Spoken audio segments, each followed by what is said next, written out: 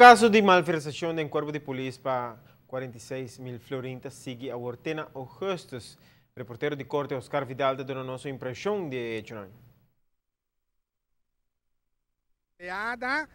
Na oficina de polícia, de inicial IM, que estava encarregado do trabalho de pago para permisso, que ainda está fazendo tudo isso, e está acusado de malversar mais de 46.000 florin de placa que nós damos para não ter mais tanto vergunning, que isso não está paga para não ter permisso para durante a parada de carnaval.